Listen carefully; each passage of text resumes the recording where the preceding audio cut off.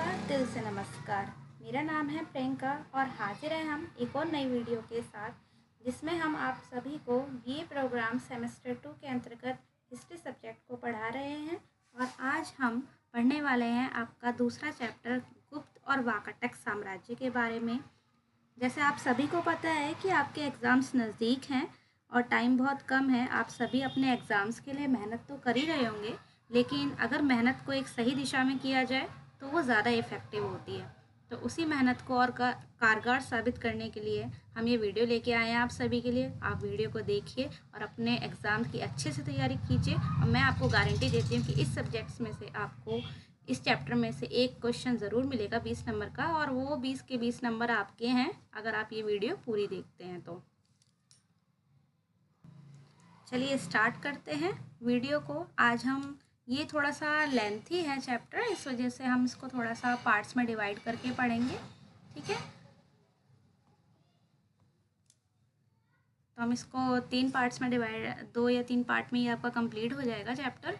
तो जो इसकी बेसिक समझ है वो आज हम आपको बताएंगे, और बाकी का जो है वो नेक्स्ट वीडियो मतलब कि कल आपको मिल जाएगा। तो आप कंटिन्यू हमारे साथ बने रहिए, अपने एग्ज़ाम की अच्छे से तैयारी कीजिए। देखिए, वैसे तो सारा चैप्टर ही आपका इम्पॉर्टेंट है, लेकिन चैप्टर में कुछ ऐसे टॉपिक्स हैं जिनसे रिपीटेडली आपके प्रीवियस ईयर में क्वेश्चंस आए हैं, ठीक है। तो जैसे गुप्त काल के आर्थिक और सामाजिक दशा के बारे में, वहाँ के प्रशासन के बारे में, समुद्रगुप्त से कई बार लिखने के लिए आया है क्वेश्चन, टिप्पणियाँ लिखने के लिए आई हैं। गुप्त काल की कला के बारे में टिप्पणी लिखने के लिए आई है। और एक जो मेन क्वेश्चन है कि गुप्त काल को स्वर्णिम युग, जो आपका स्वर्ण युग है, वो क्यों कहा जाता है और कहाँ तक मानना उचित है कि वो स्वर्ण युग था, ठीक है। इसका परिप्रेक्ष्य दीजिए। ये क्वेश्चंस कुछ इंपॉर्टेंट हैं जो रिपीटेडली आते हैं, और इनके बारे में ही आज हम आंसर ढूंढने की कोशिश करेंगे इस चैप्टर में, ठीक है। तो गुप्त काल के बारे में अगर हम देखें तो जो हमारा गुप्त काल है वो आपका 300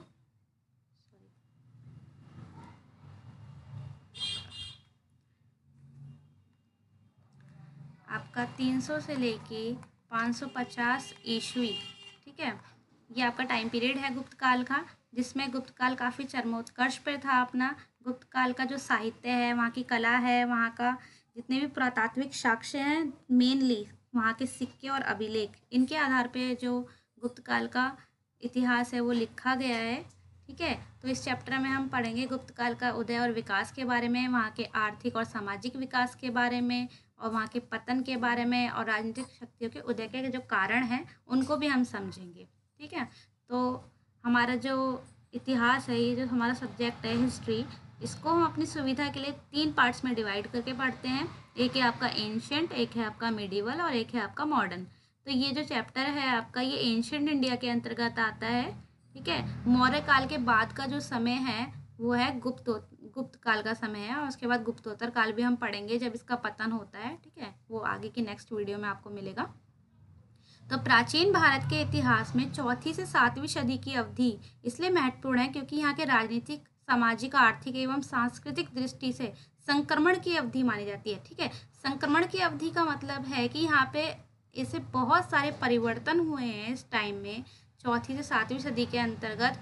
पहले आपका क्या कहते हैं, हड़प्पा सभ्यता आई, फिर उसके बाद आपकी वैदिक सभ्यता आई, फिर उसके बाद आपके मौर्य साम्राज्य आता है, जिसमें आप महाजनपदों के बारे में पढ़ते हैं, फिर उसके बाद बौद्ध, फिर जैन, फिर उसके बाद आप शक, कुषाण, ठीक है, ये सब भी पढ़ते हैं। तो जैसे जैसे समय बीतता चला गया वैसे वैसे वहाँ के अभिलेख, वहाँ के सिक्के, वहाँ की मोहरें, वहाँ का साहित्यिक इतिहास, ये सब भी बदलता चला गया समय के साथ साथ। लेकिन सबसे उत्तम अगर हम कहें साहित्य की दृष्टि से या पुरातात्विक साक्ष्यों की दृष्टि से, तो वो आपका गुप्त काल है, ठीक है।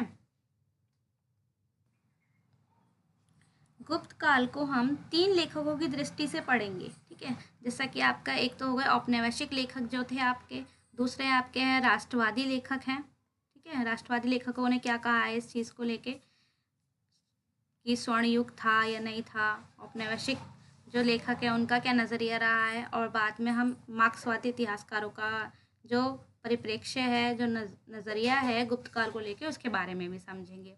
तो जो औपनिवेशिक लेखक हैं, मतलब जो विदेशी लेखक हैं, वो क्या कहते हैं, वो प्राचीन भारत को अंधा युग कहते हैं, ठीक है। अंधा युग क्यों कहते हैं? वो कहते हैं कि इस टाइम पे क्या था कि चीज़ें एक तरफ झुकी हुई ज़्यादा थी, ठीक है? जो लोग थे वो ज़्यादा पढ़े लिखे नहीं थे, वो ज़्यादा सक्षम नहीं थे, वो ज़्यादा समृद्ध नहीं थे, ठीक है? इसलिए इसको क्या कहते हैं वो लोग? अंधा युग कहते हैं, विदेशी इतिहासकार जो हैं। लेकिन हमारे यहाँ के इतिहासकार जो हैं, हमारे यहाँ के जो लेखक हैं, राष्ट्रवादी लेखक जो हैं, जिन्होंने हमारे भारत का इतिहास लिखा है, वो क्या कहते हैं? वो कहते हैं कि जो हमारा भारत था उस समय प्राचीन काल में, वो सबसे सर्वोत्तम था। उस टाइम पे जो भाषा थी, लिपि थी, अभिलेख थे, वहाँ के सिक्के थे, वहाँ की संस्कृति थी, वो बहुत ही अति उत्तम कोटि की थी। जैसे कि आपके आर.सी. मजूमदार हो गए, के दत्ता हो गए, एच.सी. राज चौधरी हो गए, ये सारे हमारे राष्ट्रवादी इतिहासकार हैं, जिन्होंने क्या कहा है? जिन्होंने गुप्त काल को स्वर्ण युग की संज्ञा दी है। अब इसी पे हमारा एक क्वेश्चन जो है रिपीटेडली प्रीवियस ईयर में देखने को मिलता है हमें, कि गुप्त काल को स्वर्ण युग की संज्ञा क्यों दी गई है, ठीक है? अब आपको कई बार ऐसा लग रहा होगा इस वर्ड को पढ़ के कि स्वर्ण युग मतलब वहाँ पे क्या सोने का सामान, सोने के मंदिर, सोने के सिक्के, ये सब मिला होगा इसलिए स्वर्ण युग कहा जाता होगा। नहीं, ऐसा नहीं है, ठीक है? स्वर्ण युग की संज्ञा वहाँ का जो कला थी, ठीक है, वहाँ का जो साहित्य था, वहाँ का जो स्थापत्य था, इन सब के परिप्रेक्ष्य में इसको स्वर्ण युग की संज्ञा दी गई है। मतलब वहाँ की जो कला और साहित्य है और स्थापत्य हैं वो इतने उच्च कोटि के थे, इतने अच्छे तरीके से उनको लिखा और बनाया गया था, जिससे कि उस काल को क्या कहा जाता है? स्वर्ण युग कहा जाता है, ठीक है? जो हमारे मार्क्सवादी इतिहासकार हैं वो क्या कहते हैं? वो राष्ट्रवादी इतिहास लेखन की समीक्षा करते हुए गुप्त काल और उसके अनंतर के लिए भारतीय सामंतवाद का सिद्धांत, ठीक है, ये क्या है भारतीय सामंतवाद का सिद्धांत, ये प्रस्तुत करते हैं। कौन? मार्क्सवादी इतिहासकार, ठीक है? मार्क्सवादी इतिहासकार जो हैं वो मतलब एक चीज़ को ना लेके काफ़ी विस्तृत जो क्षेत्र है उसको कवर करते हुए चीज़ों को कहते हैं। जैसे कि R.C. गुप्ता हो गए, आपके BNS यादव हो गए, DN झा हो गए, ठीक है, ये सभी क्या है? मार्क्सवादी इतिहासकार हैं। जबकि आपके BN झा जो हैं उन्होंने तो प्रश्न चिन्ह भी लगाया इस बात पे कि गुप्त काल को स्वर्णिम युग क्यों कहा जा रहा है, ये एक मिथक है, ठीक है, ये एक झूठ है। उन्होंने कहा कि उच्च वर्गों के लिए सभी काल स्वर्णिम काल रहे हैं और निम्न जो लोग होते हैं उनके लिए कोई भी काल जो है वो स्वर्णिम युग नहीं होता है। उनके लिए तो अतीत नहीं बल्कि भविष्य ही जो है वो क्या है? स्वर्ण युग है। क्यों? क्योंकि जो ऐसा कहा जाता है उनके द्वारा कि उस टाइम पे क्या था कि गुप्त काल के जो राजा वगैरह हुए हैं जितने भी, उन्होंने क्या किया था? वो एक तो कर जो वो लोग लगाते थे वो ब्राह्मणों को कर से मुक्त रख देते, ब्राह्मणों को बहुत सारी भूमि जो है वो दान में दिया करते थे, ठीक है, जिससे कि जो वो वाला आपका ब्राह्मण वर्ग जिसे कहा जाता है वो ऊंचा उठता चला जा रहा था, और बाकी की जो नीचे कृषक वर्ग हो गए या शूद्र हो गए, ठीक है, ये सब निम्नतर स्तर पे जाते चले जा रहे थे, कर्ज के नीचे दबे चले जा रहे थे, गरीब होते जा रहे थे। तो इसलिए उन्होंने क्या कहा कि अगर ये स्वर्णिम युग है तो सिर्फ एक ही वर्ग के लिए था, सभी वर्गों के लिए नहीं था, ठीक है। तो इतिहासकारों का मानना है कि गुप्तों ने क्या करा? ब्राह्मणों को कर संबंधी सुविधाओं के साथ नियमित रूप से भूमि प्रदान करना शुरू कर दिया था। जैसा कि मैंने अभी आपको समझाया कि गुप्त काल के जो शासक हुए हैं हमारे, उन्होंने क्या किया कि ब्राह्मणों को एक तो कर संबंधी सुविधा मतलब कर से मुक्ति, ठीक है, वो किसी भी प्रकार का टैक्स नहीं लेते थे ब्राह्मणों से, और साथ ही साथ उनको भूमि भी प्रदान करते थे, ठीक है, दान में भूमि दिया करते थे। इसके अलावा जो आपके क्या कहते हैं प्रशासकीय और न्यायिक अधिकार प्रदान किए गए थे उनको, ठीक है, यही सुविधा पदाधिकारियों और सौदागरों को भी देने लगे थे वो लोग, ठीक है, जो लोग व्यापार करते थे या जो लोग उनके राजाओं के महलों में किसी ना किसी पद पे थे, ठीक है, उनको भी अनेक प्रकार की सुविधाएं दी गई थी। तो इससे जो आपका ऊपर वाला वर्ग था, ब्राह्मण और क्षत्रिय वाला वर्ग, वो तो ऊपर उठता जा रहा था, लेकिन बाकी की जो निचले स्तर के वर्ग हैं वो नीचे ही दबते चले जा रहे थे, ठीक है। जो आपके कृषक वर्ग है उस पर काफ़ी भारी कर लादा जा रहा था, इसी क्योंकि जो ये सामंतवाद, मार्क्सवादियों ने जो भारतीय सामंतवाद का जो सिद्धांत दिया है, सामंतवाद के सिद्धांत के अंतर्गत क्या है? ये सामंतवाद क्या है? ये सामंतवाद यह है कि मानो कि ये कोई एक भूमि का टुकड़ा है काफ़ी बड़ा, और इस पे एक राजा जो है वो शासन कर रहा है, ठीक है, तो उसने अपने शासन के लिए, प्रशासन के लिए, उसको सुलभ आसान बनाने के लिए उस क्षेत्र पे क्या कहा कि इसको कुछ टुकड़ों में बांट दिया, ठीक है, इसको डिवाइड कर दिया, यहाँ पे एक सामंत नियुक्त कर दिया, यहाँ पे एक सामंत नियुक्त किया। अब सामंत का मतलब क्या है? सामंत का मतलब है वो व्यक्ति जिसको राजा ने अपॉइंट कर दिया इस क्षेत्र में शासन करने के लिए, लेकिन वो किसके लिए उत्तरदायी होगा? वो राजा के प्रति उत्तरदायी होगा, ठीक है। मेन मुखिया राजा ही होगा, लेकिन राजा ने क्या किया, एक व्यक्ति को अपॉइंट कर दिया इस क्षेत्र पे शासन करने के लिए, लेकिन वो सारी के सारी जितनी भी राइट्स होंगे वो राजा के पास ही होंगे, लेकिन ये क्या करेगा, प्रतिनिधित्व करेगा वहाँ पे राजा का। यही क्या था, सामंतवाद था। और यहाँ पे जो व्यक्ति प्रशासन करेगा राजा की तरफ से, वो क्या करता था, बाकी के जितने भी नीचे के लोग होते थे, कृषक हो गए चाहे वैश्य हो गए, ठीक है, वहाँ के निम्नतर लोग जो हो गए, उन सब पे अपना प्रशासन चलाता था। तो वो क्या करने लग गए, वहाँ के जो सामंत होते थे वो कृषकों पे भारी कर लगाने लग गए, ठीक है, और जोर जबरदस्ती से उनसे कर वसूल करते थे, ठीक है। तो कृषक वर्ग जो था वो नीचे नीचे दबता चला जा रहा था इस वजह से।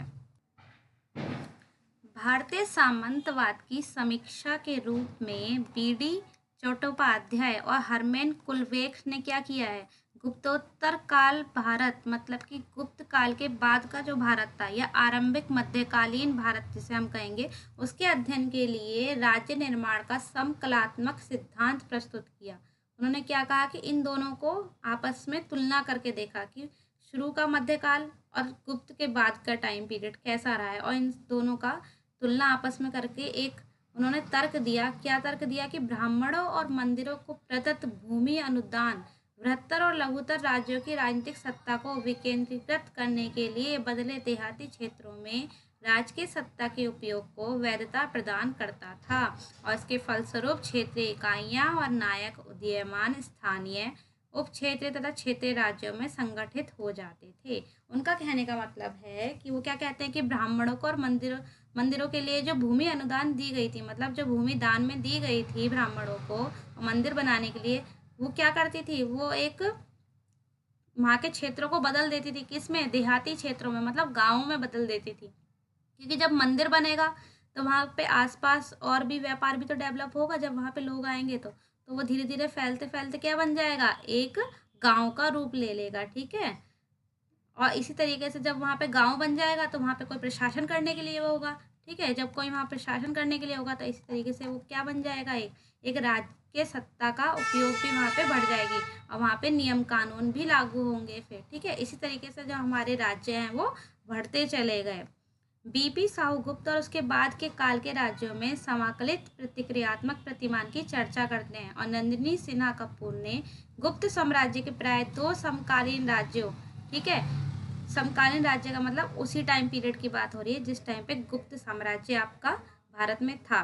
तो गुप्त साम्राज्य के साथ साथ 2 और राज्य थे, 2 और साम्राज्य ऐसे थे जो उसके साथ साथ थे। एक तो विदर्भ में आपका वाकाटक था और दूसरा था गुजरात में मैत्रक, ठीक है। इनकी भी जो शक्तियाँ थी वो काफ़ी मतलब अच्छी रही हैं, गुप्त साम्राज्य के साथ ही ये निर्माण हुआ है इनका, और उसके साथ साथ ही आगे बढ़े हैं ये। अब हमारा जो ये मेन टॉपिक है इसको हम समझेंगे स्वर्ण युग का मिथक, जिसे हम कहते हैं कि गुप्त काल को क्यों स्वर्ण युग कहा गया, ठीक है। जिस युग में स्वर्ण युग कहा है, अर्थात गुप्त युग में जीवन का प्रत्येक पक्ष उनके अनुसार उत्कर्ष के शिखर पे था।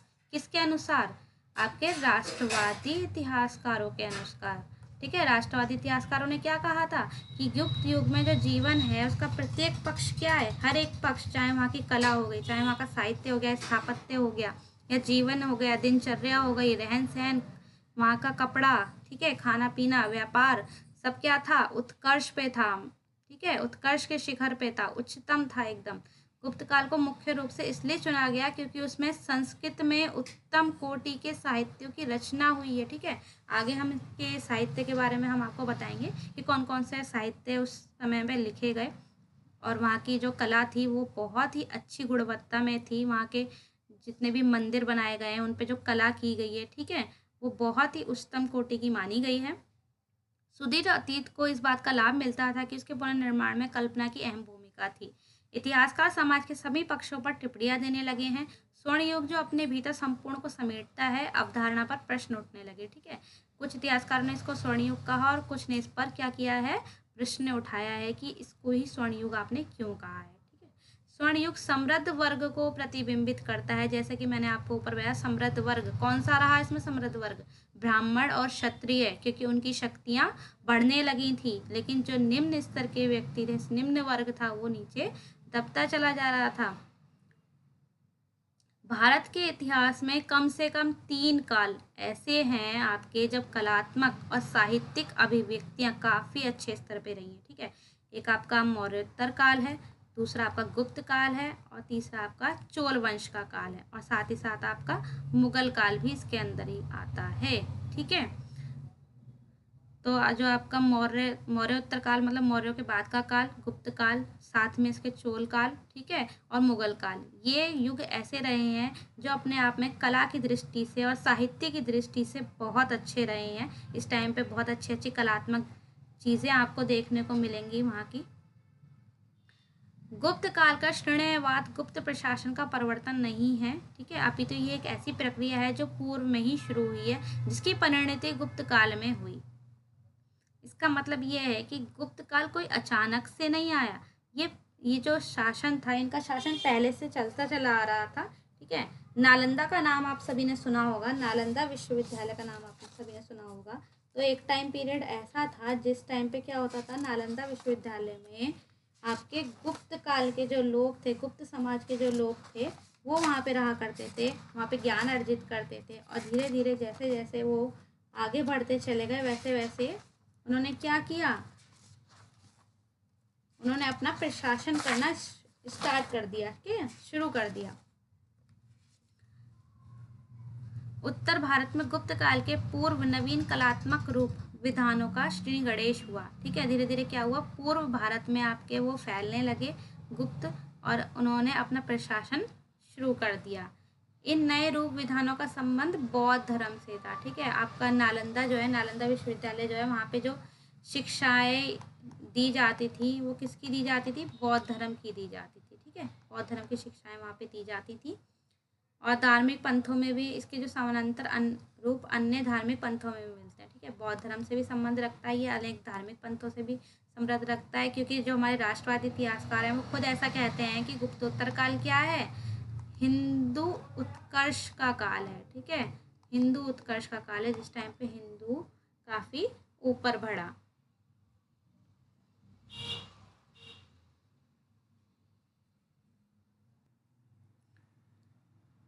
साहित्य और कला में वर्णन के अनुसार ये लोग सुखी जीवन व्यतीत करते थे। कौन, गुप्त काल के लोग, ठीक है। इतिहासकारों के द्वारा कहा गया है कि जो लोग थे वहाँ के वो सुखी जीवन व्यतीत करते थे। अधिकांश लोगों की जो जीवन शैली थी वो बिल्कुल सामान्य थी और जो खुदाई से स्थल हमें प्राप्त हुए हैं गुप्त काल के, उसमें ये माना गया है कि गुप्त वंश के पूर्व काल में औसत जीवन स्तर क्या था, बेहतर रहा होगा। अब गुप्तों के उद्भव के बारे में हम यहाँ पे पढ़ेंगे। तो उद्भव का मतलब है जब उन्होंने प्रशासन अपना स्टार्ट किया, तो जो आपके गुप्त थे उनकी एक वंशावली भी रही होगी।